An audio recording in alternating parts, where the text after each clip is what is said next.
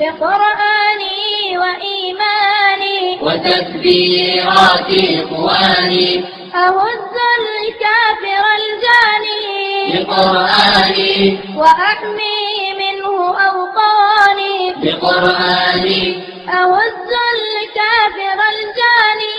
بقرآني وأحمي منه أوطاني بقرآني وإيماني وتكبيرات إخواني بقرآني وإيماني وتكبيرات إخواني أهز الكافر الجاني بقرآني وأحمي منه أوطاني بقرآني أهز الكافر الجاني بقرآني وأحمي منه أوطاني بقرآني عواطفنا براكين تدور وما لها حين عواطفنا براكين تدور وما لها حين. الحمد لله رب العالمين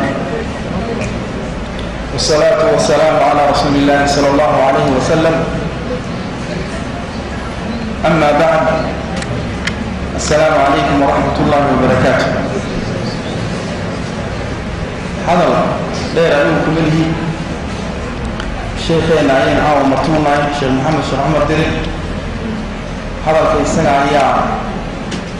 إنه قارن لي دونا أو أنتي تعرف وايتاي تدري لا تنفي رجل ومش تدور على رجال كل آخر بقول استيريا لبعضهم كنا آدم طبعاً بشي سديدات وأبي خميسة وبعد المغرب. الشيخ رنتي موضوعا وكهذا ضياع وعوي موضوع البقايا قل سيروا في الأرض قل تصعد يوحي على كعصر موضوعا runtii sheekha ayayna qaraadigi doona waxaan soo horjeednaa bal wixii uu ku soo arkay sheekhu muddadii ay casharada inoo fasaxaayeen ee uu maqnaa oo konton cisho gaaraya 14 juun ayuu sheekha la ka dhoofay yurubna runtii uu soo maray dalal ka mid ah. markaa wixii uu soo arkay maha mawduuc dacaayada iyo wax dhuma ah, laakiin wixii uu soo arkay المنشأ واحد يلا ومدة أصبح يوقع عنها واحد يكون أحسنتها حسيت إن مدة اللي انتهضنا إن شيخه إن وصل بدري إن شيخ بدري تبي يروح يقتل مريض وصلت تعرف قرأ أبيك التي رأيتها مريض كان بل أوروبا التي رآها الشيخ أين جعل علينا الشيخ وحوضع إن الشيخ قدر كان مرضي أشياء كذا أيام شيخ عليك سود وينيا يدعي سوانكسن. السلام عليكم. بسم الله الرحمن الرحيم. إن الحمد لله نحمده ونستعينه ونستغفره ونستهديه ونعوذ بالله من شرور أنفسنا ومن سيئات أعمالنا. من يهده الله فلا مضل له ومن يضلله فلا هادي له وأشهد أن لا إله إلا الله وحده لا شريك له وأشهد أن محمدا عبده ورسوله. يا أيها الذين آمنوا اتقوا الله حق تقاته ولا تموتن إلا وأنتم مسلمون. يا أيها الناس اتقوا ربكم الذي خلقكم من نفس واحدة وخلق منها زوجها وبث منهما رجالا كثيرا ونساء واتقوا الله الذي تساءلون به والأرحام إن الله كان عليكم رقيبا. يا أيها الذين آمنوا اتقوا الله وقولوا قولا سديدا يصلح لكم أعمالكم ويغفر لكم ذنوبكم ومن يطع الله ورسوله فقد فاز فوزا عظيما. أما بعد، إخواني وأحبابي في الله، السلام عليكم ورحمة الله وبركاته.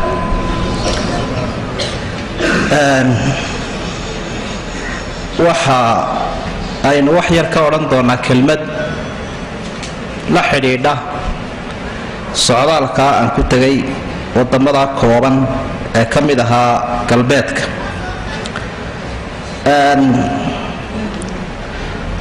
wadamada noocusba imika waxaa aad u badan oo inala jooga dadkii soo xagaabaxay oo ay ku jiraan dhallinyaradii culimmada ahaa iyo aqoon-yahankii. mar walba waa laga yimaada dadka had iyo jeer yimaada ee weliba culimmada ahi halkan ay muxaadarooyinka inoogu galaan. laakiin taydu malaa waxaa laga yaabaa inay kaga yaro duwan tahay nin mardhoof ah oo meesha markaa ay ugu horraysay. waddamo kale waan tegay laakiin galbeedka dareenkiisa oo ka duwan daraaddeed ayaa mawduucan inaan wax ka idhaahdo. mawduucu kolle shaaki ugu badan doonaa iyo warbixin uun. sababaha aynu ku doorannay waa dhowr arrimood. ta u horraysa weeyaane dadkii walaalaha ee halkan sii joogay iyo dadkii aan u tegay labada mid waliba waxa uu odhanayaa warbal ka warran meeshii. eraygaasi wuu badan yahay, eraygaas wuu soo noqnoqday. dadka xaggaa laftigooda markii aan la joogay waxa ay dareemayaan maadaam qofkani uu ahaa qof yaraha hadli jiray oo waxyar wacdii jiray, wax kolle yaro indhaindhaynaya, isaga ka duwanoo meeshu ay ku cusub tahay, inuu dareemi karo wax aanu isagu dareemayn. markaa su-aalahaasi way soo noqonayaan. sheekhow maxaad nagu aragtay? maxaa kuugu yaab badnaa? maxaad nagu baraarujin lahayd? iyaga way ka soo noqnoqonayeen. maxaa u adageed naga dardaari lahayd? walaalaha halkan sii joogayna warbeeshii haddii aad ku cusbayd oo aad tagtay maxaa aad ka odhan lahayd iyo bal ka warran. ka warrantii inay noqoto war malaha loo wada dhan yahay oo dee nin walba gaarkiisa wax loogu sheegi kari maayo. way igu hawl badatay taasina. kii yar xiisaynaya inuu cajalad ka dhagaystaba way iska roonaatay. taasina waa tu labaad bay ahayd. ta saddexaad ee muhiimka ahi waxa weeye dad badan baa meesha u sii socda oo soomaalida ka mida guud ahaanba. waddankeenna 16 sane u dambeeyey qaxoontigaasi muu badnayn, laakiin 2 sane u dambeeyey ayaa aynu dareemaynaa in dadku ay sii tegayaan galbeedka, iyadoo ay dhacday dadka qaarkood inay ku dhinteen saxaraha liibiya eeryadeeda. inan baa maalin dhaweyd la ii sheegaya halkaa dadkii ku dhintay ka mid ahayd. markii meydkeedii lasoo helayna iyadoo tawafto halkaa ku qombobtay, qolfoofkeedii waxaa laga soo saaray $5,000 oo jeebka ugu jiray. $5,000 afar booshari bay ku furan lahayd. burca iyo hargeysa mid kasta ahaadee lacag baabay ka dhargi lahayd. lacagtii reerkoodii baa dib loogu soo celiyey. wakhti aan fogayn maraan burca tegay waxay reer burca ii sheegeen, waa siday odayaasheeda ugu yidhaahdeen dhallinyaradu macnaa culimmadu, 60 qof dad ku dhowaa habeen walba ka baxa eryadan mara jidkaa dheere ilaa suudaan iyo liibiya iyo iyagoo doonaya meesha a maqasheen halkii jasiiraddii laamaduusa ee talyaaniga ee la odhan jiray marba intaasaa ka soo dhacday inay halkaa ka boodaan. qofku marka uu gaadho liibiya ayuu waalidka la soo hadlayaa, wuxuu leeyahay halkaasaan go-doon ku ahaye waxaad ii soo dirtaa lacagaan ku soo noqdo. marka uu dee waalidkiioo khalkhalsani warkaa maqlo geel buu soo xaraashaya, halihii yaraa reerka u joogay buu soo xaraashaya, lacagtiibuu halkaa ugu shubaya. inaniyeena mid kasta ha ahaadee soo noqon maayo qofkii, horay buu ka sii soconaya. waalidkiina wuu khiyaameeyey, naxdintiina wuu sii badiyey, dooni buu halkaa ka sii qaadanaya. way dhacday dumarka qaarkood si ay u tagaan halkaa inay carruurtoodiiba ka tageen, mid 6 carruura ka tagtay, mid 7 carruura ka tagtay, oo ninkii intay kaga dhaqaajisay carruurtii ay socotay oo la yidhi waxay iyadoo heblaayana dahabkeedii weliba sii ammaanaysatay, mid kale ka sii ammaanaysatay dahab badan oo daynna ku jartay ninkii iyo reerkii, ayay ka sii baxaysaa Addis Ababa. arrintaasi badda iyo berriga iyo hawada intaba dadkii waa ka socday. sababtu iyagu waxay ku odhanayaan shaqola'aan iyo waxbaa jirto oo waddankaa markii hore rajo badan laga qabay, imikana wuxuunbaa isku dhalaalay oo dhaqaalaybaa xumaadoo quus baa jirtay ku odhanayaan. wax kasta ha ku sababeeyaana arrintaasina wakhtigan dambe way badan tahay. isxambaarka laftiisu si kalu haddana u dhigmayoo mararka qaarkood dumar baa halkan rag ka guursada, markaasay xaggaa u qaadaan oo ragga qaarkoodoo dee madaariska wax ka dhigayo iskaba culimo ahaa inbaad maqlaysaa ninkii hebel gabadhba xaggaa ka soo guursato fiisa u soo dirtay kadibna ninkii hebel ee sheekh ahaa u dhaqaajiyeyba ilaa qaarkood anigaba ay iga shakiyeen ay yidhahdeen adnama islaam baa ku soo kaxay waaya cafar halliga ahaada waaya taasina waa mushkilad runtii soo korodhay. arrinta saddexaad waxa weeye nasaaxaynu isku leenahay dacwadda aynu wadno iyo dadaalkeennu waxa uu ku salaysan yahay xadiidkii nebiga ahaa waa nusxu likulli muslim. bayca iyo heshiiskii islaamku nebigu la galayaa calayhi salaatu wasalaam nin asxaabiya markaasaa waxa uu leeyahy waxaan islaamkaan kugula heshiinaya waxaan kugula heshiinaya qof wal oo walaalkaaya oo muslinaba rag iyo dumarba inaad u naseexayso. waaya waxa afraadoo sababoo ah inaynu kelmaddan soo qaadanno safarka laftiisa oo loo baahan yahay inaanu safarkaagu noqonin safar hunguriya ama safar dalxiisa laakiin cibradiisa uu yeesho. xikmada carbeed baa waxa ay leedahay man yacish yaraa kaiiran walaakin man yusaafir yaraa akar. qofka cimrigiisu dheeraado wax badan buu arkaa. ninkii reer xamar waa ku yidhi cimrigaagoo dheeraaday geel dhalayna wuu ku tusaa buuli. marka qofka cimrigiisu dheeraadaa wax badan buu arkaa laakiin qofka safra ayaa wax ka sii badan arka. qur-aanka markaynu noqonnana safarka in waxun laga faa'iidaysto ayaa uu ina farayaa. suuratu naxli baa ilaahay waxau uhi fasiiruu fi lard fanduruu kayfa kaana caaqibatu lmukadibiin. bal socda dhulka oo waxaa eegtaan dadkii ilaahay beeniyo cidhibtoodii siday noqotay. suuratu naml fasiiruu fi lard fanduruu kayfa kaana caaqibatu lmujrimiin. bal dhulka socda oo dembiilayaasha cidhibtoodii siday noqotay eega. suuratu ruum qul siiruu fi lardi fanduruu kayfa kaana caaqibatu aladiina min qabl kaana akaruhum mushrikiin. marka nusuusta la eego sida ay culimmada u sharxayaan waxa weeye in la barbaro caalamka oo la eego ummadihii halaagsamay iyo dadkii baaba'ay ee ilaahay rogay bal raadkoodii si dadku ay ugu cibro qaataan oo taariikhdaa xun aanay mar labaad dib ugu noqonin. laakiin kolkaynu si kale u eegno ama aayadda lataa'ifka ku jira waxaa ka mid noqon kara kuwii mujrimiintaah iyo kuwii mukadibiintaah cidhibtooda eegabaa ilaahay wuli. macnaha cidhib xumada iyagoo ifkiiba joogoon weli aakhiraba la gaadhin iyadoo weli ilaahayba aanu rogin oo ay nool yihiin gaalnimadoodii iyo ijraamkoodii cidhib xumada ay ka dhaxleen in muuqaalka ay caalamka ku reebtay iyo cidhiidhiga ay naftooda ku haysto iyo iimaan la'aanta xumaantay leedahay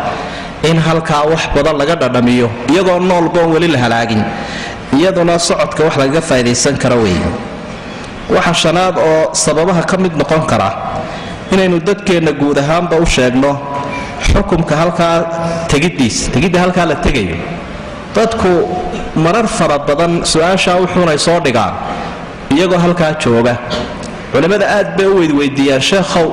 waddammada gaaladoo loo soo qaxo iyo joogidda halkan bal ka warran. su-aashaasi wakhtiga ay ku habboontahy waa imika intaanay dadku tegin ee meeshii aanay carruura ku dhalin eenay reera ku guursanin eenay ku xididaysanin ayaa su-aashaa iyo istiftaagaas fatwadaas wakhtigaasay habboonayd. laakiin wakhtigan dambe dee qofkiiba uu ku dhex jiraaba. marka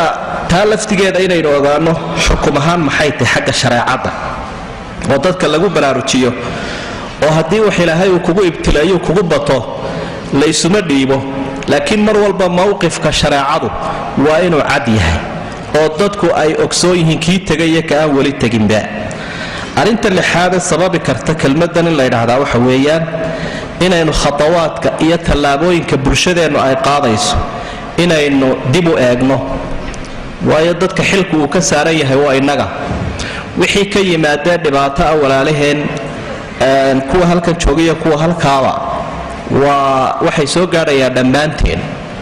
sidaa daraaddeed in la qiimeeyo war dadkii gudaha maxay soo kordhiyeen dadkii dibadda maxay soo kordhiyeen maxaa mushkiladaha jira mustaqbalka maxaa inagu iman kara.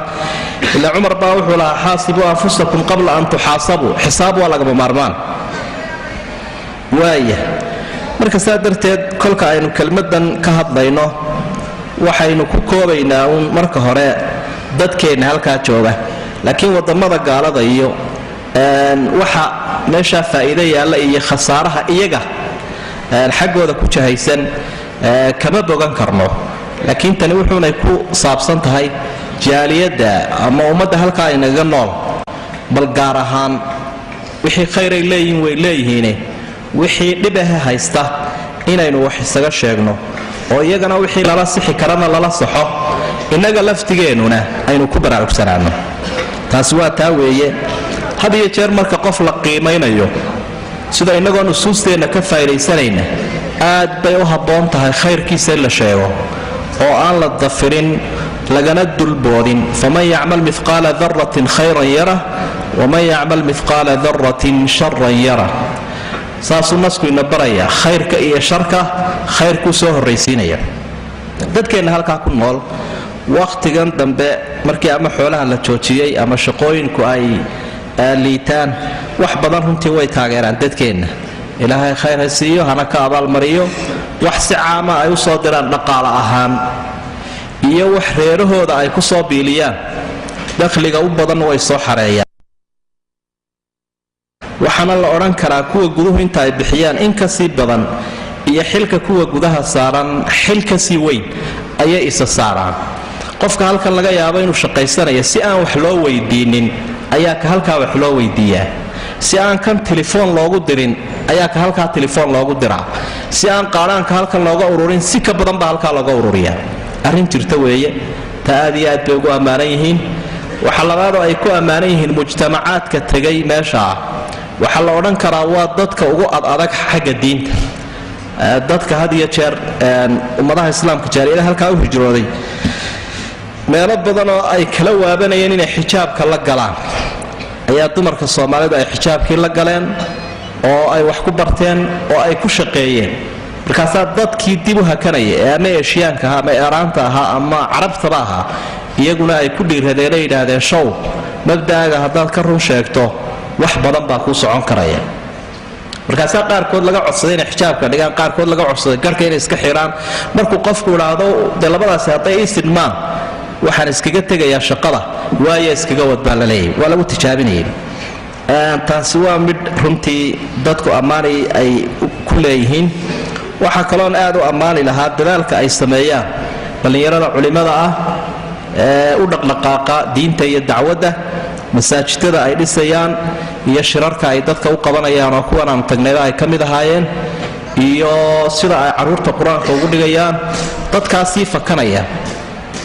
rag iyo dumarba cidda dabada soo haysta waa iyaga. marka rag iyo dumarku iskhilaafaan ama jaaliyadu iskhilaafaan iyagaa loola noqdaa.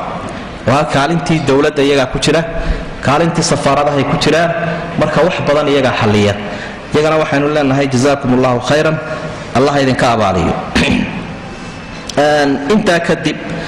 halkan waxaynu ka duulaynaa marka wanaaggaasi waa jiraa badani oo markaynu waxyaabaha sheegayna dee dadku kama sinaan. mushkiladaha haysta qaar way ka sinaan karaanoo waa kuwa lagu hayo. mushkiladaha dadku uu sameeyana in ka mid ahoo weliba aan badnayn baa samaysa ummadda meesha ku nool. markaa kuma camimayno mana lihin dadka badan baa sameeya. laakiin waxaa la yidhaha wixii aan caaniyo nabad ahaynba waa la kala qaadaa. haddii in yare ay samayso arrimahan aynu ka hadli doonno waa laga yaabaa inuu cudurkaasi sii faafo oo qarniga saddexaad ama labaad uu cudurkaasi gaari kara maanta hadduu in yar ku kooban yahay. waxaa kale aynu u baraarujinaynaa arrintan oo afeefaynu ka dhiganayno une wixii khayrihi waa inoo xaasil. khayrku waxba kuma yeela sharka u toogahayn ayay yidhaahdaan soomaalidu. xudayfat bnulyamaan saaxibu siri rasuulillaahi radia allahu canh. xudayfa wuxuu leeyahy dadku nebiga waxay weydiin jireen calayhi salaatu wasalaam khayrka. anigu wuxuuna weydiin jiray balaayooyinka iyo sharka. may ahayn jacaylaan jecelahay laakiin makhaafata an yudrikanii waxaan ka warwarsanaa inuu sharkaa iyo balaayadaas ay soo gaadho. marka sharkaasi inuu dadkeennaana ka yaraadabayn jecelaha innagana aanu ina soo gaadhin,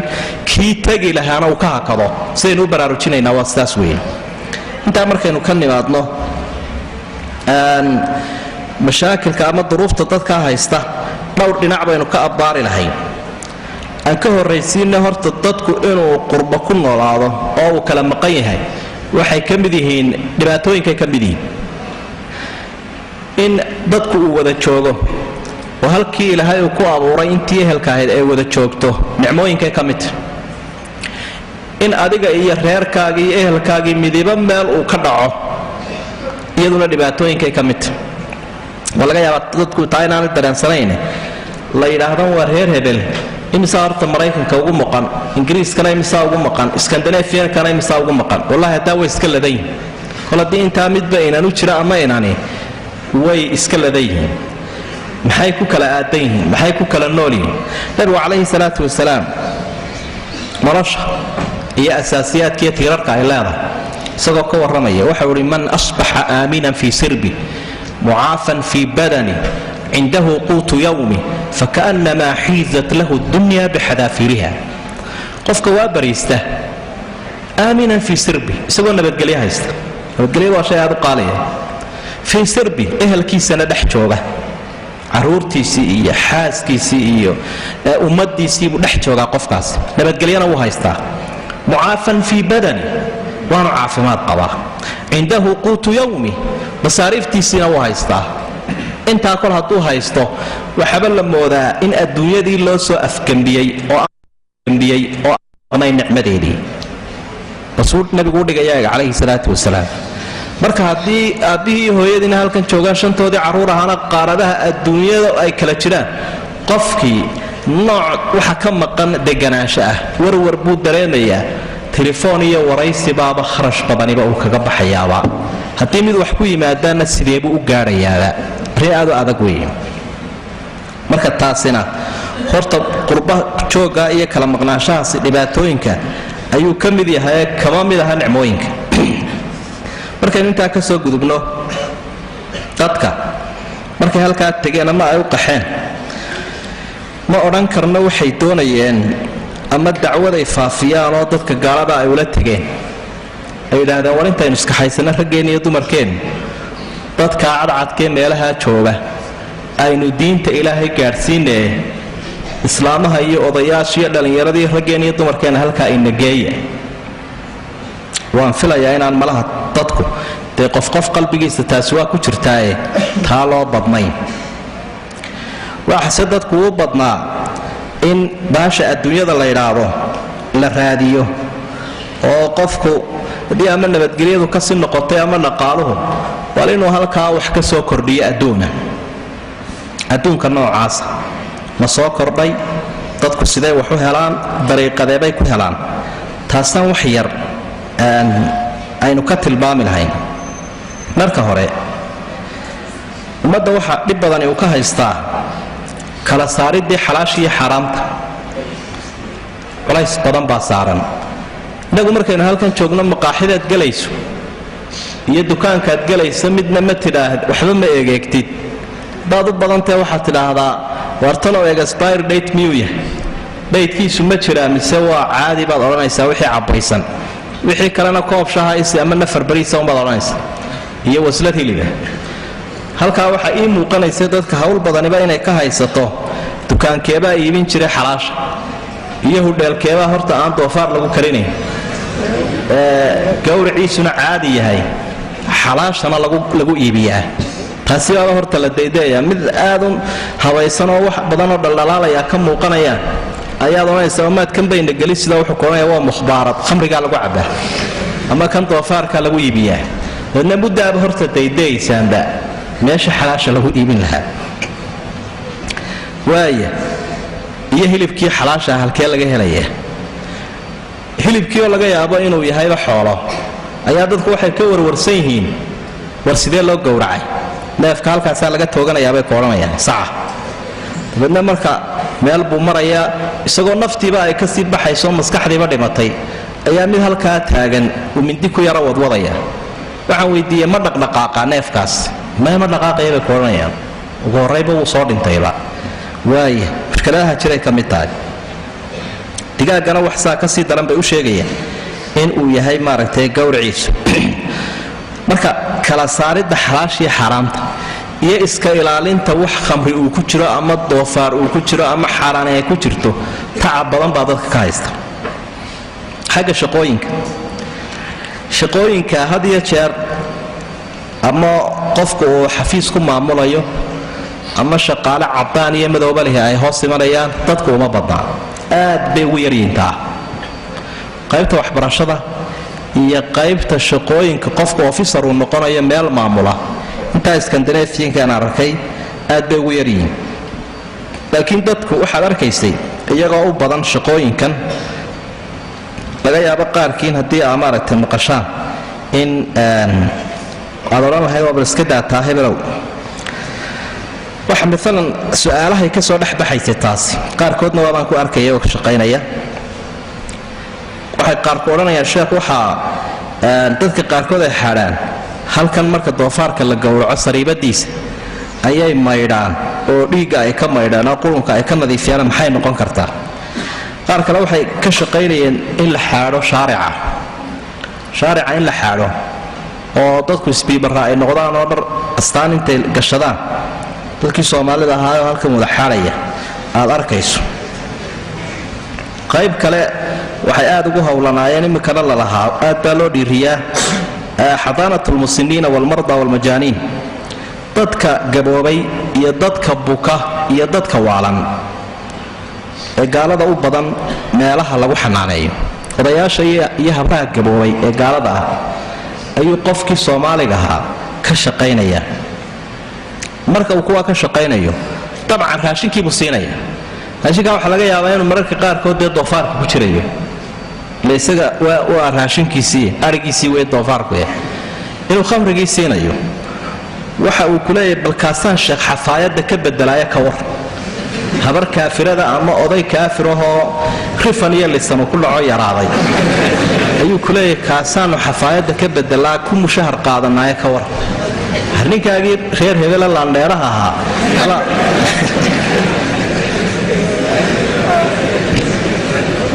malaha oday Soomaaliya adigoo doondoonta ama dee wax saa ku dhaama ayaa dhaami lahayd. waayo weliba mushkiladaha ay leedahay bay ka mid tahay si ay dadkan hanka weyn u bahdilaan ama qofkan muslimka sheeganaya mararka qaar bay dhacdaa inay dumarkana odayaasha u diraan raggana dumarka ay isweydaariyaan oo la yidhaahdo kaasaad ka shaqaynaysaa haddaad diidda shaqo ma lihid ama mushaara ku siin mayno. qofkii bukayna waa saasoo kale iyo kii waala. waayo waa dhib runtii jira oo qofkii uu ku odhanayo wixii aan siinayabaa hawle iga haysataa, nadaafadoodiibay hawleha iga haysataa, aniga laftigayga baa cidhiidhi dareemaya. qaar kale waxa ay su-aalaha ka keenayeen waxaanu ka shaqaynaa ama aan ku howlanahay sheekhow bal xalaal iyo xaaraankaytee aad ii sheegtide meelahan baararkii khamriga lagu cabo marka ay dhammaystaan ayaan anugu nadiifiyaa ama ururiyaa quraaradaha ayaa nadiifiyaa. waa dadkii khamriilayaashaha ee khamriga cabayay ayuu qofkani u adeegayaayoo oo alaabtoodii soo nadiifinaya. quraaradahana waa la iibsadaa. marka quraaradihiina intoon qaado ayaan ku celiyaa warshadii khamriga samaynaysa oo quraaradaha laftigoodana suuqba igu jira iyo lacag. marka quraarada masnacii laga iibinayo iyo kan sakhraamaya loo shaqaynayo bal iyana ka war. dadka had iyo jeer la yar majeeranaya waxaa ka mid ahaa tagsiilayaasha oo yar cibaadadan mararka qaarkood xor u ah waqtigu doono joojin kara. laakiin iyaga laftigoodina waxay ka cabanayaan waqtiga shaqada ugu badani ay jirto waa marka ay gaalada isu tegayaan iyo marka ay jimcahooda iyo khamiistooda oo sabtidii axadda ah ay soo sakhraamayaan iyo nin gabadh wata iyo waxaasaan ayaan maaragtay ka shaqeeyaa. maxay noqonaysaa? waxa kaloo ka shaqeeyaa buu ku leeyahay dukaan baan iibiyaa ama supermarket. dee supermarketkii iyaga hilibkii doofaarka u yaallo oo caadi u ah iyo khamrigii. marka taasaanu iibinaa dee miiskii baa lasoo marinayaa. marka qofkii baan kaashkii ka qaadaya doofaarkii ka iibinaya, khamrigii baan ka iibinaya. bal ka waran sheekhow. waaya waa madaakhisha iyo meelaha wax ka soo geli karaan dadka ama xirfadahoodu marar badan ay maaragtay jiraan. dadka walaalaheena halkaa jooga mushaharka la siiyo hadduu gaadho maalan $3,000 waxa sida qaalibka laga qaadaa 30% ama 40% cashuur ah. marka $1,000 uu ka go'aya oo cashuur buu go'aya. guryahooda aad bay u qaaliyiin iyagoo weliba yaryar oo nicmooyinkan aynu haysanay fiilooyinkan waaweyn aynu dhisanayno lagama yaqaano meesha. waa guri yaroo dayiqahoo isa saar oo yuuban, kaasi baa $1,000 laga qaadaya. kunka soo hadha meeshuu ka soo iibsanaya alaabtaba 25% baa cashuura. laydhkiiyo biyaha iyo telefoonka iyo kaarka baska ama tareenka marka laga jaro 3,000 waxa u soo hadhaya qofkii 700 ama 600. intaa iyo masaariiftiisa baa isku soo hadhaya. waxa uu isku dayayaa qofkaas haddii uu dadaalo qofkii 3,000 qaatay 100 dadka halkan uga soo diri karaa, ama waxa uga dhigbi karaaba wax aad u yar buu noqonaya. si kale haddii loo dhigo waxa la isku dheeli tiray qofkan dakhligiisa iyo kharashkiisa. dadkan waxa loogu talagalay inay noolaadaan, waxna cunaan wixii maaragtay xayaatadoodu ku soconayso, waxna aanay dhiganin. sidaa daraaddeed baa qofku hadduu akoonkiisa xoogaa lacag ka soo buuxsamaan la weydiinayaa meesha uu ka keenay. waanu naqaanaa waxa aad qaadatee waxaan xagee kaaga yimaadeen, waana helaa. waaya qofkii haddaba marka uu doonayo inuu wax koroorsado sida loo fareemgareeyo ama loo dhigay noloshiisa waxa weyn inuu deyn qaato. hadda dhaqaalii loo tegay meesha idinkuna dadkan ka sugaysaana dabada sii maroojinaysaan ayaynu miisaamaynaa. qofkii markaa wuxuu isku dayay inuu deyn qaato. deyntii waa deyn caynkee, waa deyn ribo leh. hadduu aqal dhisanayo ama qaadanayo aqal, iyo hadduu gaari qaadanayo iyo waxbarashadii deyn baa saaran. deyntaas maaha deyn caadiya, waa deyn badan biiraysa sanad iyo sanad iyo sanad way biiraysa. deyntaa waxaa laga yaabaa isagoon bixinin inuu ama beeshan galu gaboobo ama naafoobo ama dhintaba, siduu deyntaa ugu jiro guriga iyo gaadhiga iyo waxbarashada ka raacday. waaya waxaa dhacaysa kii markaa aan deyntaa qaadane wixiisa yar iskaba biirsadee wax wadwada inaanu ka fakan karaynin baankii ribowiga ahaa. ilan wixii yaraa u haystay guriga ku haysan maayo, waanu akoon samaystaa. akoonka baanku la tacaamulaya waa baan ribowiya oo sistamkii ribada ku shaqaynaya. waaya waxaasoo dhammi waxa weeye qofkani meeshuu ka shaqaynayay iyo wixii uu soo helayba xataa waxaa uga soo hadhay. saa darteed bay habboon tahay in dadka culayska laga yareeyo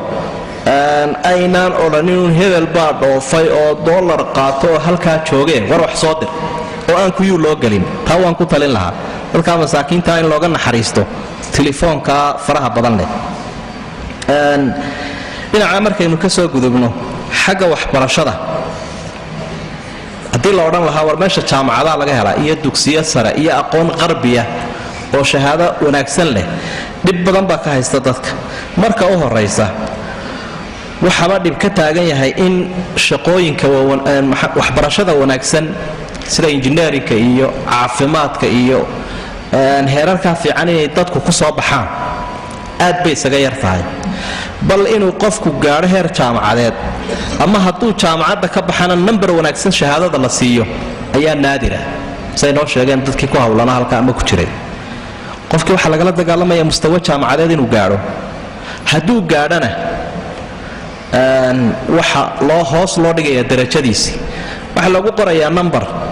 haddii uu silaa ku shaqo tag dib loo soo joojinayo oo la odhanayo qof daciifaad, iyadoo weliba mustawihiisa aqoontu ay aad u wanaagsan tahay oo aqoontiisu ay fiicantahay. siiba haddii qof dhaqan iyo diin haysta laga dareemana hoos baa loo hakinaya. taasina wax jiro weeye. waxa kaloo dadku ay ka cabanayaan mashaakilku su'aalahoodu ka muuqanaya iyo fatwada ay maaragtay in badanna weydiinayeen. wasiilooyin xaraama baa loo maraya waxbarashadii, wasiilooyin aan caadi ahayn ayaa loo maraya. nimadii hablihii waa isdhex fadhiisanayaan oo dee wax la kala soocayaa ma jiro. iyadoo tani iska faydfaydan tahay ayuu inankiina ku baarkin garaynaya dhinaca ku haya, ama tan kale inantii dadaalaysayba inankan qaawanbaa agteeda fadhiya. waalidka qaarkood waxay ka cawdeen caruurta iyo sida ay nooc munaafaqada ah u baranayaan. wuxuu ku leeyahay waxaan arkay waxyaabaa warwarka igu abuuray inantaydii qaan gaadhay oo marka aan geeyo iskuulka dugsiga sare maalan iyadoo xijaaban baan geynayaa, iyadoo asturanoo dhakadeedu qarsoon tahay baan geeyey marka aan ka libdho intay iska siibtay shandada gashanaysa dabeedna fasalka waxay fadhiisanaysaa iyadoo dhaka qaawan ama dharkii aan ku ogaa aan gashanayn halkeedaasay iska wadaysaa saasay kula rafiiqaysaa kuwaasoo waxay kula dhiganaysaa nusa saacaha kula cunaysaa iskuulka lagu joogaya goordhow marka ay soo baxaysa ii soo xidhanaysa oo dhakadii ay soo qaranaysa markii carruurtii la yidhi maxaa sidan u dhacay waa nooc munaafaqada waalidkiina sibuu ula dhaqmaya kuwa kalena waxay idhahdeen diiqadba aabbana la geliyey oo marka la arka annagoo asturan saasaa naloo wada eegaya tan dhakada maxaa ka galay ama maxaa kaga jiray ka qarinaysaa dabeedna qofkii cuqdad buu dareemayaa bal dadkan isu egaysii ardayda ah ee aad wax la baranayso iyo saaxiibbadaadan taasay kaga ururaysaa waaya waxa mushkiladuhu ay ka haystaan dadka waxbarashada ama dhinaca tacliimta dhinaca sharxa jinsiga inagu had iyo jeer haddii waxbarasho lagu jiro oo culumta sayniska qofkii loo dhigayo dabcan si adab laba loogu dhigaya oo niweynima ay ku jirto oo anshaxiyo aadaab fiican leh macallinka u dhigaya waa macallin aan diin lahayn oo gaala kadib marka uu sharxayo isutaga ragga iyo dumarka iyo xubnahooda iyo sidee caadiya buu sharxayaa mararka qaarkood in muuqaal lagu tuso ayaa laga yaabaa arrimahaasoo aad u khaliica oo dhallinyarada dhibaato weyn ku haya sida ay maaragtay qirayeen wadannada qaarkood waxaa ikhtiyaar ay u leeyihiin waalidku xiisadda diinta kiristanka in ardayga laga saari karo wadannada qaarkoodna waa waajib lagama saari kara xiisadda diinta kiristanka marka ardayga la siinayo ama ha yaraado ama ha weynaado heer kasta ha loogu bilaabee lagama saari karayo waa inuu fadhiyaa daruuri wey xiisadda diinta dee ilmihii yaraa marka lagu daldalo 6 sano 7 sano 8 sannadood xiisaddaa lagu wado maxaa ka soo baxaya xaashi cad weeye xisaskii la siinaya diintii kiristanka iyo ciise iyo u macaanayntii diinta kiristanka ayaa ku jirta wax badanoo laga cabanaya baahin waalidka qaarkood waxay ka cabanayeen dhinaca waxbarashada carruurtu had iyo jeer marka ay joogaan iskuulka halkaasaa lagu siiyaa qadadii waxaa lagu darayaa doofaarkii baa lagu darayaa oo hilib looga dhigayaa sandwichkii iyo wixii la isku soo hagaajinayay raashinka waxaa loo qaybinaya ardayda waalidka qaarkood way ka dagaalameenoo waxay yidhaahdeen waa xaaraan oo cuni mayno laakiin maxaa dhacay dee muslimiintii isku mid maaha sida akraadda ciraaq iyo muslimiinta qaarkood ayaa iska miisanaya bahalkii oo iska cunaya sandwichkii bahalkaasi uu ku jiray carruurtoodii siinaya kadib gaaladii waxay ku leeyihiin adiga muslimnimadaadu waa mid maxay ah kaniba muslim buu sheeganayaa waa kula midoo wuu cunayaae wax doofaar iyo raashinuu kala saarayaa toona ma jiree adiga taadu waa mid maxay ah dabeedna waalidka dhibaato badan ayay arrintaasi ku haysaa inay ka saaraan carruurta iskuulka intaa raashinka ah ee uu cunayo ayaa kaliftay mararka qaarkood iskandinafiyanka kuma badna laakiin ingiriiska dhib badan baa ka haysta waalidka xagga carruurta oo ilmihii baa loo baqayaaba ilmihii waa loo baqayaa in ama lala fakado oo intoo jidhkiisa la sarrifo sbeer baad laga dhigo oo camaliyad lagu samaynto meelaha lagu gowraco ama lagu sameeyo xumaan inan iyo inan mid kasta ha ahaadee xumaan lagu sameeyo inankiina liwaad lagu sameeyo inantiina sina lagu sameeyo oo lala baxsadaba markaasaan iskuulku bixinaynin ilmaha ilaa waalid ka soo qaado waalidna u geeyo waa carruurteen halkaa iska soconaysee meeshay doonaan ka dhacaya dhibaatooyinka jira ayay ka mid tahay in carruurtii cuqdad nafsi ay ku dhacdo oo uu arka dadkan caddaanka ah ee muddada dheer uu wax la dhiganaya soo wada noolaayeen isku af noqdeen inuu isagu ka hooseeyo ninbaa wuxuu ii sheegaya aanu isku xaafad nahay oo jarmalka jooga carruurtaydu marar badan bay weydiiyaan buu idhi aabbo oo innaguna goormaynu caddaanaynaa macnaha dadkii oo dhamme aabbo waa kana uu wada cad yahaye innaguna aabbo yararku waxay sugayaan tolom heer marka la gaadho lagu caddaado 15 jir ma 20 jir aabba inagu goormaynu caddaanayna markay yidhaahdaanba waan ka naxaa buuli carruurtaa yaryar waa cuqdad nafsiya oo ku beermaysa ubadka waxaa mushkilad badan ku haya telefisyoonka oo marka uu guriga yimaadana 10 saacadoodna xaggaasaa lagu haynaya guriga marka uu yimaadana telefisyoonkiibuu qaadanaya daawanayaa janarku doonaa buu eegayaa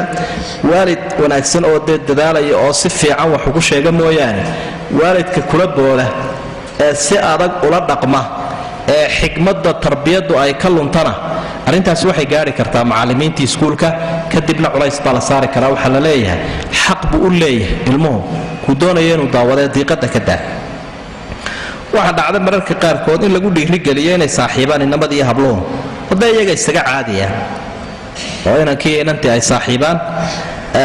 taasoo ay u tusinayaan nafsaaniyaadkooda iyo caqliyadooda iyo caafimaadkooda inay dawo u tahay inuu inankiina inan la saaxiibo inantiina inan oo la ysku lamaaneeyo mushkiladaha waalidkuu ka cabanayay bay ka mid ahay masaaraad marka carruurta loo sameeyay soo yar dalxiisayaan waxaa la geynayaa kaniisadii baa la geynayaa markaasaa taariikhdii diinta nasaarada iyo kaniisadda iyo waxa lagu haya iyo halkaasaa loo ammaanaya markaasaa dee dadku isku mid maaha qofna ka warhayaa oo laga yaaba intuu ka reeba inay hawli ka gaadho qaarkoodna in de ubadku halkaa uu iska socdo uu ku daayo dalxiiska kolkaa u baxaya qaawanaantiibaa iyaduna jirta iyo faydfaydaantii dee inamiya hablaba la wada faydanayay waxaa dhib badan uu ka haystaa carruurta markay jaamacadda galaan waxbarashadii maaha bilaash ribo ayaa saaran intaasoo sannadoodba waxbaranaysa sannad walba intaasaa lagu saarayaa waxbarashadiisii wax lagu barayaa amaah ribo leh waa amaah ribo leh oo hadhowta markuu shaqeeyo laga goosan doono ka taa diidana de waa inuu iska tago oo aanu waxbarasho helini gurigiisa uu iska fadhiista mushkiladaha ii muuqanaya bay ka mid ahay dhallinyarada iyagii oo 20 jir ah heerka maasha alla ragga halkan jooga la-eg inamiya hablaba in aanay garanayn af soomaaligii oo mararka qaarkood muxaadaraadka aan dhallinyarada la soo ururiyey u jeedinayo loo turjumayay oo mid kaga gurubaa galabaasiinaya afkii halkaa ayaa markaan af soomaaliga ku hadla isaguna luqadii norwejka ama dhanishka ayuu ugu sii turjumayaa war dadkani marka ay wakhtigan garan laayihiin af soomaaligii goorma ayay luqadoodii baran doonaan dadkoodii siday u fahamsiin doonaan waalid ka mida dadka halkaa joogaa masar ayuu yimi oo carruurtiisiibaa dhowr meelood ka yimi 3 meelood 3 wadan isma afgaranayaan qolobo qaar ingiriisi ku hadlaya qaar wadamada kale luqadooda ku hadla inta ay guriga la joogeen isagaa u kala turjumayay markii uu ka baxay uu ka noqdo carruurtii walaalaha ay isaga tegay laakiin dee wadamada dhowrkaa ka yimi ummadaha ahaa way safgaran waaye kadibna waxay idhahaan odayga yaraa ee wanaagsanaa ee inoo turjumi jiray xaguu tegay waa aabbahoodka ay sheegayaan maxaa ka soo socda dadkaa waaya waa dhib weeye qofkuna haddii ummaddiisiiba aanay isfahmayn dee ummadda ay isfahmayaan ayuunbuu wakiil ka yahay mashaakilka dhinaca qoyska waa meelaha ugu adkaa xagga mushkiladda meelaha ugu adkaadeed qoyskuna sida la ogsoon yahay waa xabad labana oo mujtamaca waxyaabuhu ka binaysmaya ka mid a xabadda labankii markay adagtay gidaar adag baa soo baxaya si fiicanna loo dhigo xabadda labankii hadday tahay xabad baaba ama aan jirinba gidaarba dhismi maayo waxa iska yar hadiya jeer guurka halkeennanba wuu yaryahay laakiin halkaana uu kasii yaryahay muddada intaa leega kuntameeyada ku dhow maan arag wax isaroosanaya waxaan filayaa haddii suuqa arooska uu badan yahay marunbaa la odhan lahaa wadaado halkan xaflad aroos baa ka jirtee ka soo qayb gal taasi aad iyo aad bay u yaray waxa uu ii sheegay nin sheekhooo culimmada masaajidada mid ka mida wax ka dhigayay 200 hablood baan hayaa buu su-aalahooda ugu badani guur bay igala hadlaan buu in inabadii ay dayacaan ay guursan lahaayeen wax guursadana uma haynabu aniguna waxaan ku yidhi xagga iyagaa waa ku dayacneena allah idin miciino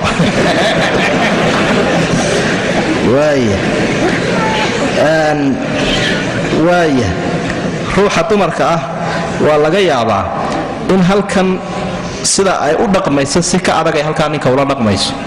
wax masaariifo ay uga baahantahay maadaama aanay jirin ee ay heli karaysa hadduu ka gooyo inay dowladdii ka qaadato inay murankiisa iyo laga yaabo hadalladiisa u sabirto dee dad ilaahay ilaaliyo wanaagsani way badan yihiine laakiin dumar badan baa sida kuwani ay u sabrayaan maadaama ninkii aanu masaariiftii siinaynin oo xabad weynoo carruurtii ka mid ahunuu ka mid yahay ay lugta ku laadaa ama marada u tuurtaa taas waa dhib jira waxaa mararka qaarkood dhacda in la isku dayo nimanka gaaladu ay isku dayaan qofka iyo qoyskiisa in ay kala dhex galaan in odayaasha ka mida magaalada copenhagen la yidhaahdo weliba masjidka aad ugu xidhnaa dadka aad ula dadaalayay ayaa wuxuu yidhi reerkii baan isku dayay inaan raro oo aan la baxsado markii aan u tegay qoladii kamuunku waa kelmadaha halka aan ka soo bartay baa hayde walaa ma wada fahmaysaane waxa weeye qolada biilka bixisa oo halkii localkii qoladii dowladda hoose biilka bixinaysa ijtimaaciga bulshada qaabilsanayd weeye qoladaasoo dadku aad ugu xidhan yahay ayaa ii yeedhay oo waxay yidhaahdeen maxaad u celinaysaa waddankii ma degana saasuu yahay markaan isla soo taagay war meeshan anigaa go'aansaday inaan reerkii celiyo waxa la ii diray buu yidhi dhakhtar cilmu nafsiga yaqaano oo bal eega inaan waalanahay iyo inaan miyir qabo ilaa adugu kontameeyo daqiiqo ayuu waraysii la yeelanayay dhakhtarkaas markuu arkeen inaan caafimaad qabo wuxuu yidhi arrinku keligaa kuguma ahee waa inaad u yeedhaa xaaskii baan u yeedhay xaaskii baa lagu akhriyay ilaa waa shaydaan gacanta wax ugu haya oo sawir bani aadam leh afrika annagaa ka warhayna soomaaliyaanu ka warhaynaa maanta warbixin nooga timi shalayba warbixin nooga timi balaayadaasaa ka dhacday balaayadaasina wayse soo daba haysaa miyaad ku noolaanaysa islaantii ila qaadatay inaanu guurno oo bedelan oo le odayow adigu haddaad tegaysa aday kuu taallaa ayaa igu soo noqotay halkiibaa reerkii igaga baaqsaday marka wuxuu la hadlayay niman soo guuraya waxa maalmahan aynu imika joogno laba ninoo midna reer Hargeysa iyo midna reer Burco ayaa midna 10 caruur la soo fakaday midna 9 caruur oo macnaha xaaska ay soo wada guurayaan kuwaas uu lahaa warariga soo fuqi kari waayo mushkiladaas ay ugu dhacdo iyadii baa la iga faramaroojiyay bal idinku Allah haydin saacada sii socdo uu lahaa marka waxa mushkilada qoyska in fara badan burburisay fatwada loo doonayaana ay aad u soo noqnoqonaysay wadaad kasta oo cusub oo yimaadana aad looga raajiciyaa bal inuu waxuun ka neefiyo waxa loo yaqaan sabaraytku waa kala lulasho oran karnaa iyo kala laalaa qoyskiiba gaaladu ay leeyihiin uu kala lushaa waana kala laalaadaa mana wada joogo mana kala tagin waa nidaam iyagu dhigteen oo ay yaqaanaan marka qoysku wada joogiyo marka uu kala degan yahay ninkiina meel degan yahay ooridiina meel degan tahay xoogaa qaxwo ah ayaa kordha oo gaaladu ay kordhiyaan hadafkay doonayaan baa kala haadeen haday doonayaan haba ku sii ibtileeyeen marka waxba isu qaban waayaan isku dhamaato sideen hore u soo sheegaynay masaariifti ayay leedahay war sabareedkaas aynu galaynaa hebel baa galay oo reer hebel baa galay oo reer hebel baa galay waxbay biiriyeen oo daarbay Hargeysa ka dhiseen ama meel hebelaaya ka dhiseen waxaan adiga ku haystaa waa maxay marka dambe si adkaysa waxay leedahay sheekh hebelka inuu wacdiyaaba waa ku jira heer sheekh hebelba way ku jiraan diintan haystaan oo garan mayne sabareedka inoo qaad sabareedka hadduu ninkii sanado badan la circiiro oo marka dambe uu iska qaato walka qumbuladu taale wax ka qarxayaan wardhow waxa qiyaamada laga qaaday gaalada iyadoo waxay doonaysaa inay maamusho isagiina wuxuu doonayaa inuu yuu maamulinbe maamulka barkii yeesho isagu difaac baa ku jira wuxuu leeyahay ma aan barku yeesho anna wuxuun baan ku leeyahay neexba kuma lihin halkaasa meelaha lagu kala dhaqaa kolkii hore way isyeeliyeen baa markii hore loo kala degay laakiin runtii bay tagaysay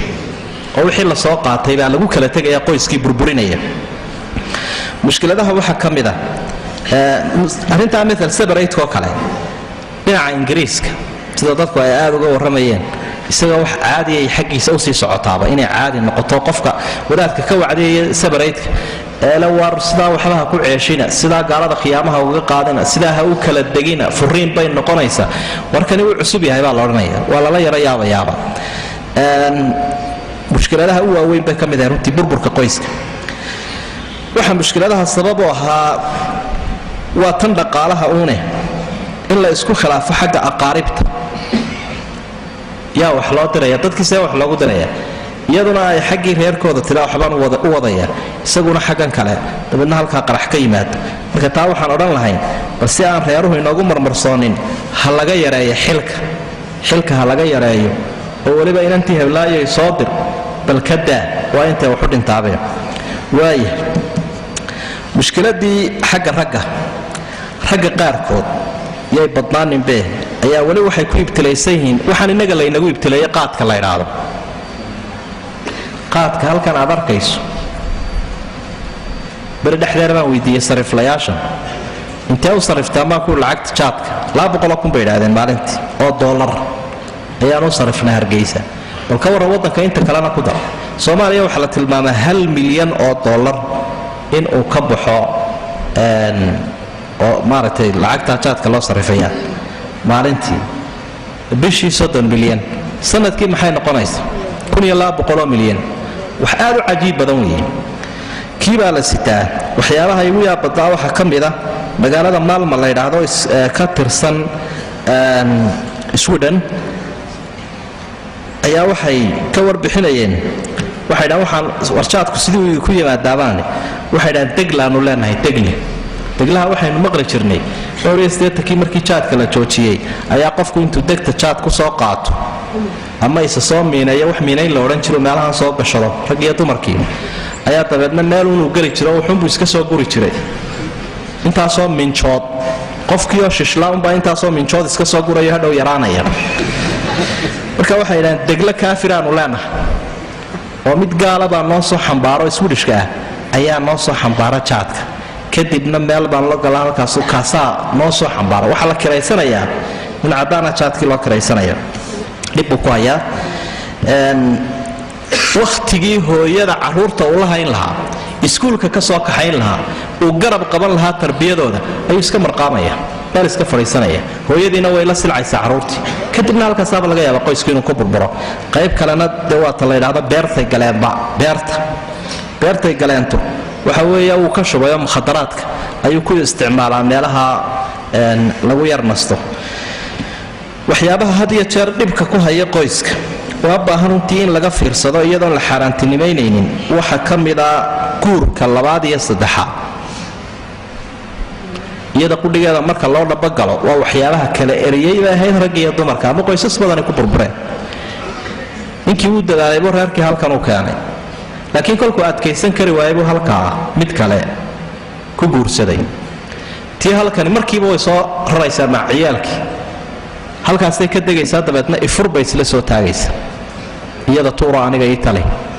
arinku halkaas u taagan yahay waaye ama halkan uu mid ku guursanaya tii halkaasaa dabeedna cirkaa maraysa taasina wax badan ayaa iyadana dhibaata ay ka taagnayd waanay habboon tahay runtii in waa midho gunti iyo qaar geede bal laga fiirsado sidii hawshaa la isu waafajin lahaa sharcigu waa xalaaleeyay laakiin xigmad in la isticmaalo marar badan khilaafku wuxuu ka yimaadaa qoyska gabadhii oo ama ruuxii dumarka ahayd oo fiiso soo dirtay oo ninkii halkan ka qaaday ku tacabtay geysay halkaa kow dabeedna uu uga amar qaadan waayey ama ula jaan qaadi waayey sidii ay doonaysay waa fiisadiisa soo daba socotay ee ragga qaarkood ku yidhi la fiicnaa iyaduna halkaasay dhibaato badani ka timi waribalow dee anigaa ku keenay saa darteed waa inaan ka taliyaa dakhliga reerka soo galaya anigu nin baan ahay oo qoyska anaa xukuma may qir meesha waxaa ka soo baxay in caruurtii dadka isaysta iskhilaafay ee qoyska ah ee ixtiwaa ku samayn kari waayay camalkii reerka hanan kari waayay inay burburaan dabeedna ka dhex qaadaan gaaladu caruurta nin waxaan arkay ooyaya runtii oo nin weyna waliba dadkii mas-uuliyiinta ahaan jiray baryii hore waa ilmaynaya markuu su-aasha ay weydiinayo waxa uu leeyahay caruurtii waa la qaatay yaa qaatay gaaladiiba qaatay 5 bay ahaayeen 5tii markii aanu iyadii isasteegnay qasabaa la igaga furay caruurtii la qaaday iyadiina nin bay la saaxiibtay anaa arkay ninkaasi isagoo guriga iyadii la jooga anigana boolisku waxa uu iga mamnuucay inaan ka soo ag dhawaado guriga masaafad intaa la eg haddaanu soo jirsado xarig ninkii wuu ilmaynaya ma kari karo wax uu sameeyo oo runtii dee inuu qarxa cara uun mooyaane wax kaloo tallaabaha u qaadi karaa ma jiro burburkaasi waxa uu keenay khilaafkaas in furiinku bato furiinku halkeenanba uu badan yahay laakiin halkaana uu ka sii bato furiinkaa badani wuxuu keenay in dumarka laftigoodiina ninkii ay kula tartamaan guurkii way dhacday waa la iga sheekeeyey macnaha waxay isku dayaysaa inaanu ka horguursanin iyadu isagu inaanu iyada ka horguursan iyadu ka ogol marka bari maanta kan la guursado saadamana ka la guursado kala lagu sii xigsiyo macnaha muddo aan dheeraynba rag badan ay u dhaxayso waxa dhacday qaarkood iyagoon cadad bixin marka ruuxii dumarka ayada wali cadad bixin mid kala guursado mushkiladii markay sii korodho qaarkood baa marka ay jiiteen silciyo darxumo ay isla mutaysteen nin kale iska guursatay iyadoo laba furinba qaarna ajaanib bay la dhaqmeen intaasoo dhammi waa mushkilado qoyska ku yimi runtii waaya dadku ummadaha kale ama jaaliyadaha kale si uun baad moodaa in ay u yar urursan yihiin oo muddo dheer ay soo joogeen oo wax loo dadawayn karo oo ama dowladi ha dawayso ama madaxda jaaliyada wuxuun loo nabnabo waaya dhinaca akhlaaqda meesha dee la joogo waa dareemi karaysa meelaan diin islaam laga dhaqmayn shicaarkooda iyo calaamadoodana aad moodo qaawanaanta marka akhlaaqdu meesha waxaynu odhan karnaa qaawanaanta waa shay iska caadiya marka waddankaa la joogo hadday madrasada tahay iyo hadday telefisyoonka tahay iyo haddii ay meelaha fagaarayaasha ah ee la isugu imanaya ay tahay waa meesha aad arki karayso ruux dumara oo qaawanoo telefisyoon ka soo baxaysa waxaa tanigii sidii galan bahalkii yaraa kaysaligiina aan gashanayn telefisyoonka markaad guri timaado inaga bakti baa la odhanaya kaas ha iska baktiisnaada inta sheekhu joogo waxaan dhowta miyaa la siraadaya markuu sheekhu tago bal inoo siraada bahalka aan warkii jasiire iyo wax ka eegne meel sheekhu balaaya ka soo baxaysa wax balaayo iyo baas baa ka soo baxaya waxa guriga yaalla waa waxaas weeye dhallinyaradii waad arkaysaa iyagoo surwaal bay gashadeen dabadii qaawan hoos bay u rideen hiniqow baa la yidhaahda nin ka mid ahaa maaragtay dadka halkan ka tegay baan su-aaluhu weydiinaya waa ku yar surwaalkiibaa halkaa dabadan inta kala jeexan baa bannaanba xagga dambu ka riday surwaal gaaban sida kale weye markaa waxaan ku adeer nin odayaa marka uu arkay anigoo saa u yara eegayo ka jeesanaya ayuu hi adeer surwaalka kor u qaado dabada qari markaasuu yidhi mee jilibkaa bannaanaanaya haddaan xag kor u qaado jilibka ayaa bannaananaya marka dabadii baa waxaa kala saalan jilibka waa nooc mooda ah nooc loo labisto ayay noqoto laga yaabo halkanna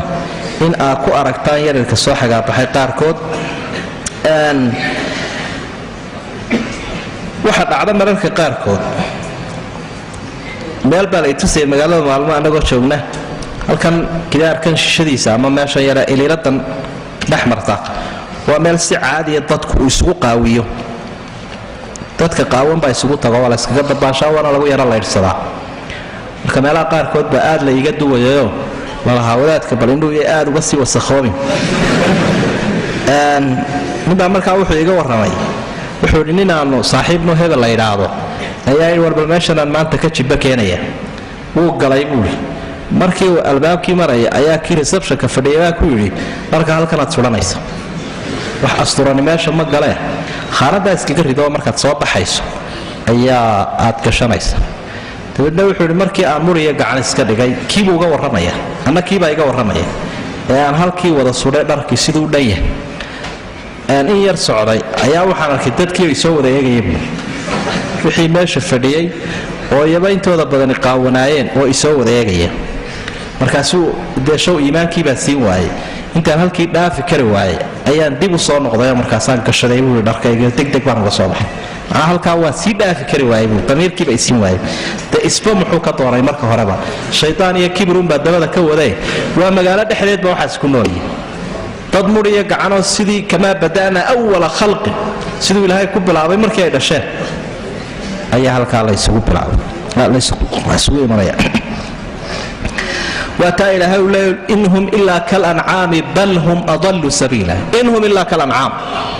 nicmoolaydaa ilahay uu ku shabahay subxaana waaya mushkiladaasi runtii xagga akhlaaqdu waa mid aad iyo aad u khatar badan waxaa meeshii imanaya hawraanuljins dhallinyarada halkaa ku nool bal ka war madarisadii taa tahay telefisiyoonkii kaa yahay shaaricii kaa yahay marka qofkii dhallinyarada halkaa uu joogo cunno kala nooca oo khudrad badan leh oo tamartiisa iyo hamadiisa kor u qaadaysa marka uu cunayo maxaad u malaynaysaa qofka de naftiisii qofkii inta uu xejin karaa intay noqonaysa qof ilaahay ilaaliyey mooyaane khatar badan ayaa ku soo jahaysan qofka ah sidaa darteed baa nin sheekhaa wuxuu ii sheegay hablaha qaarkood buul ma aha wax badan laakiin waa tiro kooban ayaa waxay dhacday bayna hooyadooda inay kondhom shaxaadeen hooyo caawa xaggaasaan u kacayaa bal kondhomkii iibi bal ka war kondhomka waa laydiin sharxiya waa kii aynu inaguna diidanaynayn lahayn halkan wax ka soo degi kara waddanka soo geli karaa ma jiro ayay islaantii halkii kariimka ka weydiisan lahaydanta ayay weydiisanaysaa kaa waxa batay ijhaadku waxa weeyaan ilmihii la iska soo rido denmark dowladdu tirakoob bay samaysay tirakoobkaa waxa ay yidhaahdeen dadka ugu badan ee ilmaha iska soo ridaa waa ajaanibta dadka ajnabigaa weeye nambarka u badan waxaa noqday soomaalida eeraantuna way ku xigtaa bay yidhahdeen waalidka u yeedhana waxay idhaahdeen qaar badaawiya baad tihiinoo badwaanahe hablihiinna waxaa bartaan sida kondhomka loo gashadee la isaga ilaaliyo waxaan calooshooda galayeen balbara bay idhaahdeen ma aha ka daaya iyagu ma lahan sinada ha iska daayaan iyo waxaa ha iska wateene laakiin bara uun sida la isaga ilaaliyo marka waxay ku dacwayeen waxaan annaga kharash bay nagu joogaan kolba mid unbaa iska imanayso odhanaysa iga soo xaadha miyaanay annaga lacag naga gelaynoo dhakhtarka aan kharash naga baxaynin war iska basriya bay leeyihin iska wateen laakiin kondhomkiya waxaasaa saas u sharxa waxa dhacay weeye iclaamkaa laga sii daayo waalidkaa intoo loo yeedhay waa lala sharay oo laleeyahay hablaha dee tilmaama say isu farsamayn lahaayeen say u farsamo socon lahaayeen waayo waa mashaakil runtii waxaynu markaa maal jaaliyadda had iyo jeer baakistaanta iyo eeraanta iyo turkida iyo arrintaa xal bay ka gaadheen ilmuhu marka uu gaadho baaluqo jir marka uu gaadho habluhu halkaa inta badan waxaabay tilmaamaa waqtigii ay fuqahadu sheegi jireen 9 jir bay ku qaan gaadhaanba habluhu oo xaydka ay ku helayaan ku baaluqayaan marka haddaba ilmuhu heerkaa soo gaadho dugsi sare inankii inanta isu guuriyaanba halkaa jooga qofka waxaa loo samaynayaaba guur ina carruurtu iyagoo yaryar oo iskuulka dugsiga sare dhiganaya ayay xaas iska noolaanba hadhow jaamacadda iyagoo carruur laba iska dhigtaanba mushkiladda xalkaasay u sameeyeen soomaalidu taa way samayn kari laayiin waxyaabo badan baa ka hortaaganoo qaarkood waxa ay dareemayaan ilmahan ilaa uu jaamici weyn noqdo dabarta cagta ha u dhigo qaarkoodna habla iyo inamo iscalmaday oo isjeclaaday waaba isu diideenba annagoo reer hebela kaasi naga guursan maayo keligayaba ismaanaa guursan halkaaga iskaga ega aabbo kaa waxba ha guursanine dabeedna inantii maxay samaynaysaa marka kii kufkeeda ahaa ee muslimka ahaa loo diiday guursan lahaa dee gaalbay iska raacaysa waaya mushkiladda intaasoo dhan ka sii daran khatartana inagu haystaa waxa weeye caqiidada dadku marka waxaa lagu akhriyo ee waxa uu ku kobco runtii shayaadiintaasi wax ku akhriyayso su-aalaha ka imanaya su-aalo aad u khatar badan weeye su-aalaha ilaahay kaa weydiinayaan ama rasuulka kaa weydiinayaan calayhi salaatu wasalaam ama diintaba kaa weydiinayaan wax badan baad madaxa qabsanaysa ad yaabaysa rasuulku soo carab unmu ahayn qofkan murtadkaa maxaa loo dilayaa diinta ka baxa soo iska caadi maaha sawtan gaaladan kaleba iska joogta su-aalo aad odhanaysa dee waxay ku taagan yihiinba mabaadidii islaamka iyo nusuustii xaggii cibaadada marka la eego jawiga lagu nool yahay diinta meesha laga haystaa waa diintii nasaarada inkastoo iyaba aanay u haynin nafoo ay iskaga tegeen haddana dee ma ogola masaajid intoo si caadiya loo dhiso minaaradihiisa laga edaamo marka adaanka shayga la idhaahdo halkanaad kaga tegaysa uguna soo noqonaysa meel aan laga adaamaynin oo kildhi ayaa lagu adaamaya ibriiq ma maqli jirtay beri hore laga soo baxo maka la joogay masaajidku waa in samicadiisu daakhili ahaadaan laakiin inay khaariji noqdaan lama ogola intooda badan haddii laga tegi waayo meel malaha ingiriiska oo ajnabigu ku badan yahay dadka muslimiinta ah ayaa ogolaya laakiin skandinafiyanka guud ahaan hoos baa loo adaamaa meesha lagu tukanayo masjidka lagu tukanayo waa in samicadu daakhili noqdaan adaanku dabadda uma bixi karo waxa meesha laga yaqaanaa waxa la idhaahdo cid kastoo loo marmarsanayo waxa laga yaqaanaa waxa la idhaha jaarkaa kaa cawday kiis marka lagu soo oogayo ee masaajid la xidhaya ama madarasad la xidhaya ama aqal lagaa saarayo wuxuuna la odhanayaa jaarkaa kaa cawday sidaa daraaddeed waa lagaa saaraya waa lagaa xidhaya meel baan muxaadaro sidanoo kale ku qabanayay way kululaatay waxa falaashadii iyo wixii la shidayay batay waxaan ku daaqadan inaga yar neefiya meesha codkeena dabada u baxayaan codka gudaha kan gudaha dabada u baxaya marka waxa la oranayaa jaarka idinka cawday ee iska xamiluun daaqadu way xidhnaanaysaa wallahi de meesha sida wax loo faa'iideysan doono daaqadu xidhnaanayso ee codkii dabada laga ilaalinayo arrin adag weeye waqtigan dambe irhaabka iyo waxa ay sheegeen iyaduna arrintu kale way si adkaatay oo waa in la ilaaliyo masaajidkiina la ishortubin waa in marar fara badan marka la dalbayo goobta masjidka aan masjid lagu dalbina meel jaariyad isugu imanaysa iyo waxa lagu dalbo hadhowta haddii arrintaasi fashilanto dee dowladdu xaq bay u leedahay inay xidho waxaa dhacday mararka qaarkood inay madaariskii dadku ay gacanta ku hayaan sida Soomaalida iyo muslimiinta ee xataa manhajka wadamada lagu dhigay ee lagu darayo in yaroo tarbiyada iyo in yaroo asturnaana marka waxay bilaabeen inay xidhaan darisadan mabaadida wadankay ka soo horjeeda iyo dimuqraadiyadda kuladii halka laga bilaabo waa la xidhaya saadarteed baa madrasada aad ugu reeyeen Soomaalidu oo ay gacanta ku hayeen maaragtay maamulkeeda dad baan insha wax ka dhigi jiray iyo macallimiin kale ajaaniba manhajka wadanka lagu dhigay laakiin akhlaaqda iyo in yar asturnaana iyo adaabta islaamka lagu yar dhaxtari jiray hala xidhay soo saareen maalin dhaweyto mabaadida wadanka ka soo horjeeda bal waaye haddaba marka aad isu soo geysa intaas oo mushkiladihii qayb ka mida una oo laga yaabo maadaama khibrad badan aanan u lahayn in wax badan aan ka kala tegay intaa markaad isu geyso ee aad u geyso Soomaalida iyo firiqsanaantooda ardayda ay kala fadhiyaan qof waliba gaar isaga socdo intooda badani ee aad u geyso waqtiga dheeraanaya sana 10 sano kadib 20 sano kadib oo iyaguna ay ku fikiraan gaalada waxay leeyihiin marka la sii murmo war handbag baad sidatay markaad meeshan timid diin iyo dhaqan kuugu jiray handbag inaad iska dhigto handbag iyaga xambaarata weey waxa laga doonayaa inaad saadi hore una haato maaha waanaad shantad kala xambaarataa haddii adigu aad adkaysatana qarniga kan ku xiga ama ka labaad ayaan ku guuraysan doonaa waanu ku maalgelinay maxaanu ka faa'iideynaa ilaa hadiya jeer qofku markuu wax bixiyo waa inuu wax faa'iidaan marka ummadda waqtigu ku dheeraado halkaana marxaladeedu imika ay marayso 10 sano 15 sano ay ku marayso maxaa ka soo baxaya intaasoo la isu geeyay maxay la mid tahay wax laga murugooday runtii noqon kartaa ummadaha inta la eg dhaqankiisa isu soo bedelayo balaadaasi soo soo biirayso iyagoo luqado kala duwan ku hadlaya oo dhaqamo kala duwan xambaarsan oo ummado kale ka dambeeyaan markay wadan ku soo noqdaan iyagoo PhD sita ama shahaadada uu sarreysa sito qofkan jaamici yahay reer hebela laakiin bedelan oo diirkuna madow yahay si kalena loo soo dhisay qofkii marka intaas wadanka isugu yimaadaan ee hawada la inoo diraya haddii aan macno kale ilaahay keenin arrinkeenu imikaynu cadanaynaa waxa runtii khatar badan baa iman karta waxa hadaba jira walaalayaal raasamaalka kaliya qofka muslimka uu leeyahay waa diinta waa nicmada u weyn diin la'aantu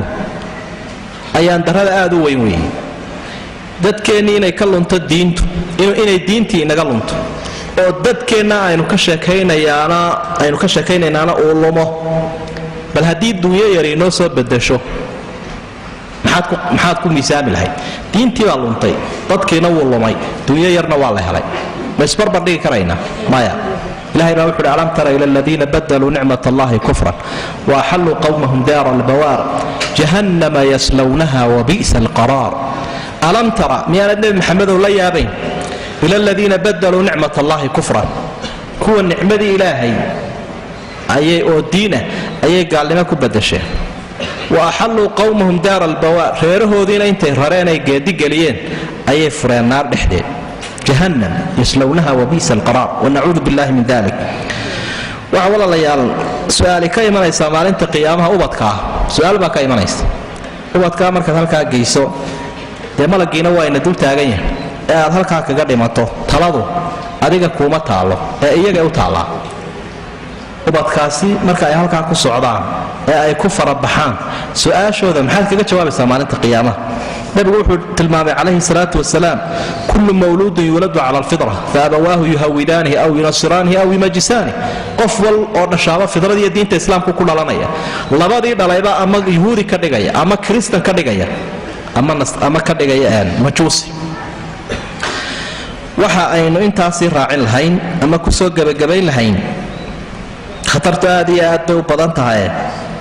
tegitaanka halkaa la tago saddex arrimood baa loo tegi karaabay culimmadu ku tegeen qowlka raajixa saddexda arrimood waxa ta u horaysa ay tahay caafimaad qofkii uu ka waayey macnaha daawayn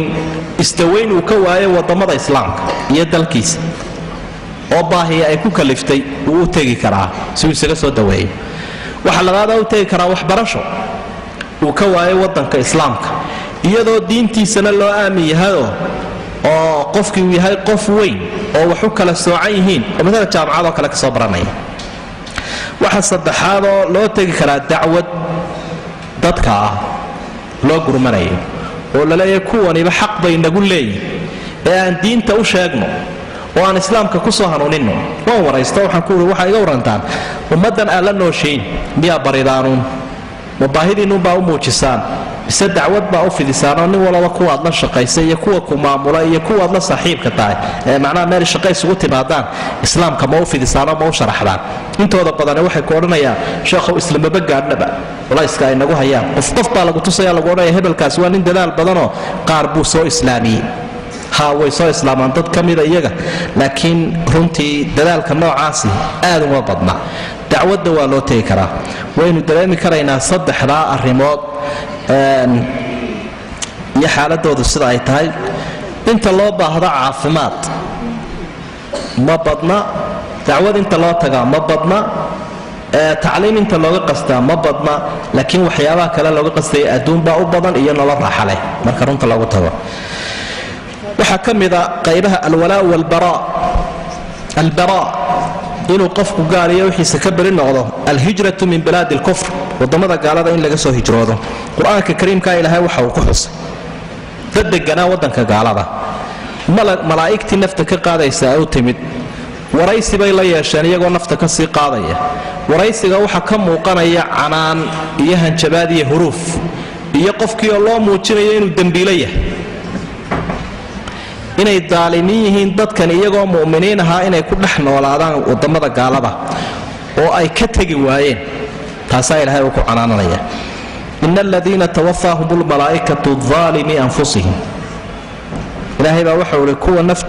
naftooda ay ka qaadaysay malaa'igtu iyagoo naftooda dulmiyey qaaluu fiima kuntum malaa'igtu waxay weydiisay maxaa ku sugnaydeen maxaa halkan ka haysa qaaluu kunnaa mustadcafiina fi lard waxay idhaahdeen waa meeshaana lagu harawsadayoo si un baanu mustadcafiin isaga ahaynoo waxbaa isku caynkan iyo caynkan iyo caynka noqday cudurdaaray keenay qaaluu alam takun ardullaahi waasicatan fatuhaajiruu fiiha malaa'igtu waxay leeyiin dhulka ilaahay waasac buu ahaaye maxaa ugu hijroon weydeene meel kale u tegi weydeen fa ulaa'ika ma'waahum jahannamu wasaa'at masiira kuwa ilaahay wuxuu tilmaamay hoygoodu inuu naar yahay meel la galan halkaa ayaa u khatar badan waman yakhruj min baytihi muhaajiran ila allahi warasuulihi uma yudriku lmowtu faqad waqaca ajruhu cala allah wakana allahu gafuuran raxiima aayaddu waxay leedahay waman yakhruj min baytihi muhaajiran ila allahi warasuulihi qofka ilaahay iyo rasuulka u hijroonaya waman yuhaajir fii sabiili illaah ilaahay daraaddii qofka u hijroonaya ilaahay daraaddii baa aayaddu tilmaamaysa in loo qixi karo ilaahay iyo rasuulka in loo qixi karo laakiin aan loo qixi karaynin fii sabiili hunguri iyo fii sabiili almaslaxa iyo fii sabiili almutca waatamatuc marka cumuuman waxaynu ku soo gebagabayn lahay walaalayaal muuqaalka aynu bixinnay oo biira 10 sano waxaa ka soo bixi kara shay aan cidhibtiisa la mahadin waxaan ku talin lahay dadka halkan jooga inaanay waxba kusii gurmin xagga dalkoodana aaminaan nabadgelyadiisa iyo siyaasadiisa iyo dhaqaalihiisa iyo waxbarashadiisa isku dayaan inay dejiyaan ay horu mariyaan halkoodana aaminaan kuwa xaggaana isku dayaan inay soo celiyaan. xilkaa u weyni dadka had iyo jeer mas-uuliyadda ku magacaaban baa waajibkaasi uu saaran yahay, mid mucaarida iyo mid muxaafidaba. acyaanta waddanka iyo culimmada ayuu xilkaasi saaran yahay. kuwa debadaha ayay tahay iyaguna wax bisiloo fadhaalka la daro un inaanay sugine inay ka qayb qaataan dalka dejintiisa iyo horumarintiisa, diin ahaan iyo dhaqaale ahaan iyo nabadgelyo ahaanba. kalsoonidaasi kolka ay timaado ee ummaddu isku tashato ayaa la rajayn doonaa inay diin iyo dad iyo dalba wax u qabtaan. haddii kale allah inaga nabadgeliya silica iyo darxumada iyo halqafka uu cadowgu dadka iyo dalkooda halqafayo wuu sii badanaya. waxaa kaloo dhacda ummadaha marka la doonayo laga guulaysto had iyo jeer oo laga adkaado ama la bedelaba ama dalka lagala wareegaba, hijradu iyo qixinta la qixiyo waddankooda laga guro waa wadooyinka loo maray ka mid tahay. falastiin oo kale iyo yuhuudda, intii dalka falastiin la dejiyey yuhuudda waxa la bilaabay oo gaaladu ay bilaabeen yuhuudda iyo nasaarada u hiilinaysa in la isweydaariyo oo falastiintana waxbarashada iyo jawaasaadka iyo dejinta laga siiyo wadamada debadda oo debadda loo saaro, yuhuuddana la soo raro si la isu weydaarto la isu masaxo. marka innaga laftigeenu de haddaynu sii biirno oo macnaha dadna sii baxo dadna daldala uun balwadda caqligooda bedelaysa, waxa suuragal noqon karaa si yar in la isu barabixiyo la isu riico. marka waxay u baahan tahay si mas-uuliyad leh oo istaraatiijiyad dheer leh ummaddu inay u fikirto kuwa dabadda jooga iyo gudahaba, oo dabeedna isbedel ilaahay had iyo jeer wuxuu dadka bedelaa marka iyagu wax isbedel keenaane isbedel la sameeya. intaasaan kusoo gebagabayn lahaa waana mahadsantiin. jazaakum allahu khayran. wassalaamu calaykum waraxmat ullahi wabarakaatu.